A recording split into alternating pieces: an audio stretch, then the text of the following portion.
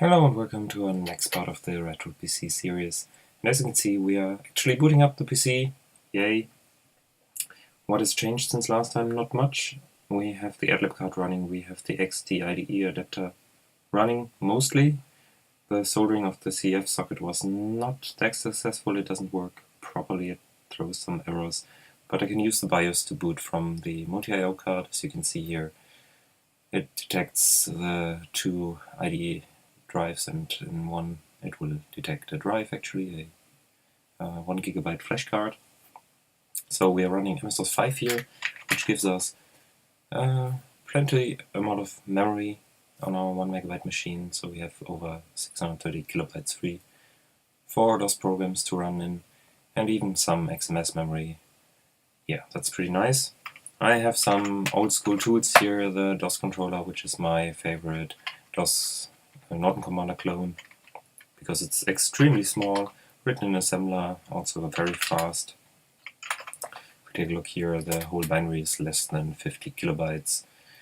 We also have a HDMI converter, which converts the VGA to HDMI. We can run QBasic, and you see this very cheap converter introduces some noise, which might also be due to the cheap VGA card I'm using. But it also crops the top of the VGA screen here, which is unfortunate, but it's a very basic and cheap converter. I think it was 10 euros on Amazon. And it works, sort of.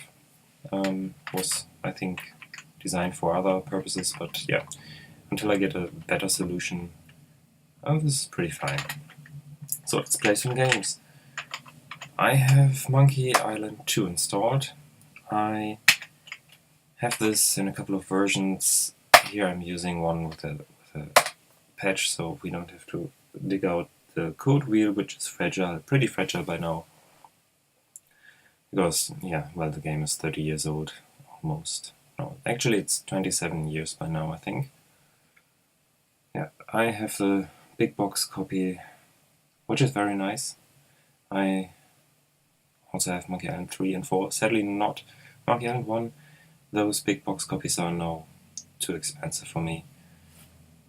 But anyway, there are plenty other games that we can play.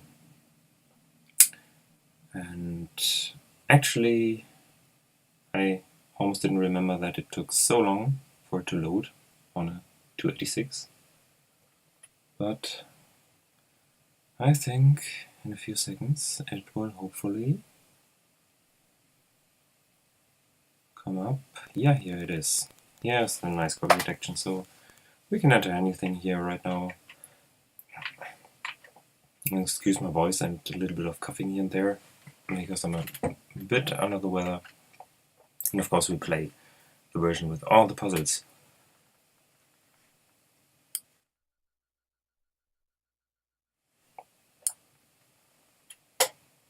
Okay, we join Guybrush and Elaine as Guybrush is hanging from a thread in a strange place, yes.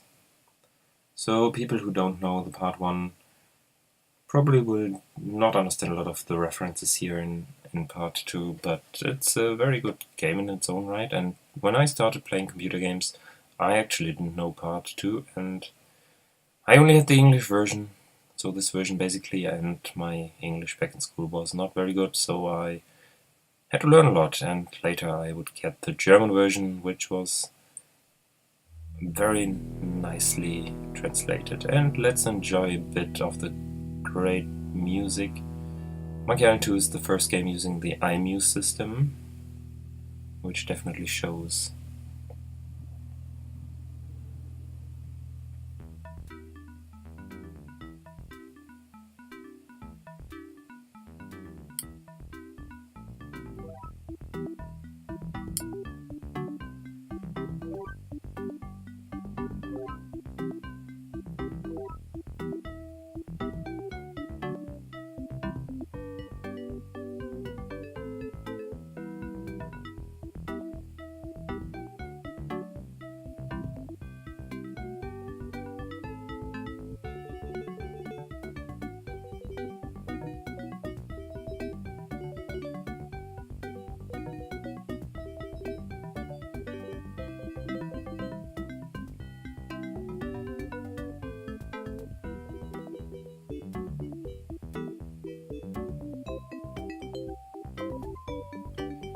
Actually, let's skip ahead a little bit, because you can of course always play this thing in your favorite emulator like ScumVM or something.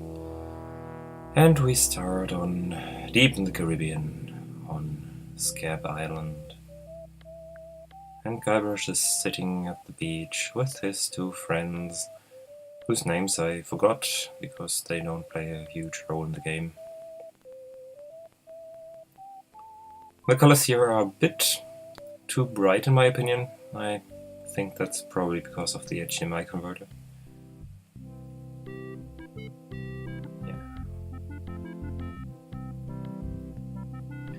Yeah, some of the text is cut off, sadly, so we definitely need to fix that. Get a better converter or hack the existing one. Not sure if that's possible. Yeah, skip over that as well. He gets into a little argument with his friends, leaves, and then we start with the first chapter, the Lago embargo.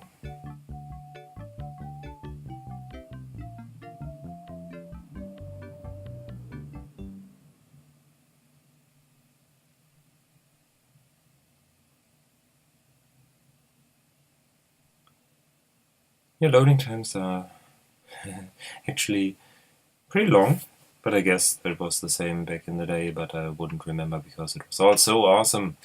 Okay, whenever we try to cross the bridge the first time, Lago will stop us. And we can argue with him and he tries to rob us. But because we want to see a bit more, I just skip this part because there's no way that you can escape him.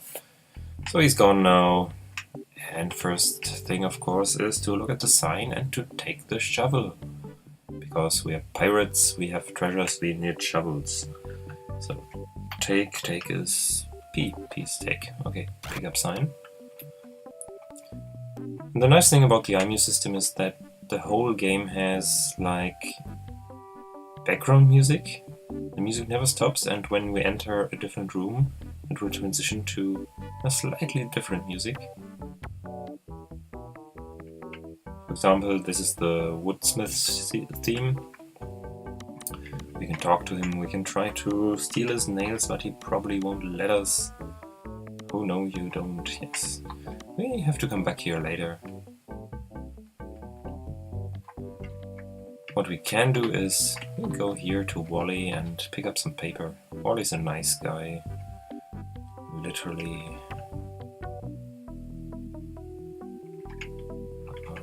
Hello, Wally. We walk over to the pile of paper. It's a pile of blank paper. Take it. Here we have some paper. It's actually pretty easy to control via keyboard. No mouse necessary. And we go down here and try to catch Lago a second time.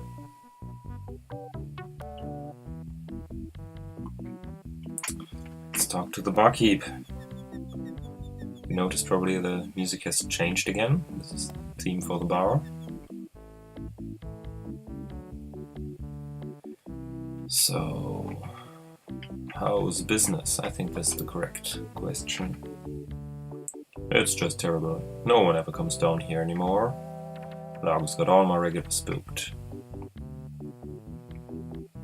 Make anything you could name, but I can't make the one thing that could really do this island some good. And what is that?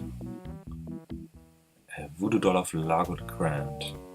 And music switches to Lago's theme, obviously. Here it comes.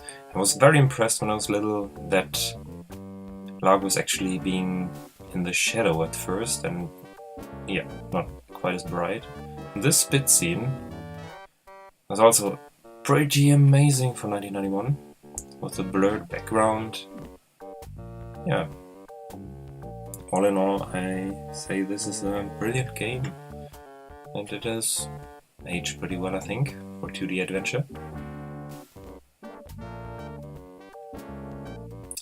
Lago's going.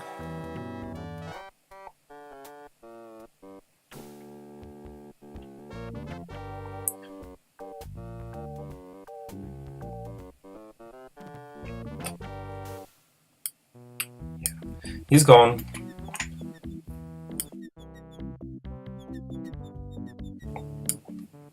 Let's take a look at this. There's spit dripping down the wall. Lago has been here. Obviously, yes. So we can use the paper on the spit to pick it up. Because, well, why not? Doesn't make sense now, but maybe we will need the spit later.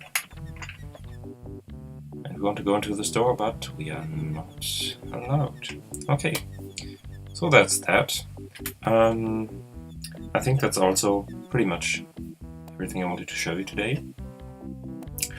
The next steps will be to fix the XT ID card a bit, maybe, to find a case for this machine. And then we have more or less put it all together. I also have one extra 286 board, which is actually faster and can take more RAM. And yeah, let's see if we can get this also up running as a backup or alternative system. Otherwise, this is already pretty nice and almost what I wanted completely. We can try to run a little bit more other programs, maybe even an old version of Windows or something. Check out some other nice things. Maybe you know some old games that we can try out, so please leave a comment if you do. And other than that, have a nice day, and share, like and subscribe if you want to support me.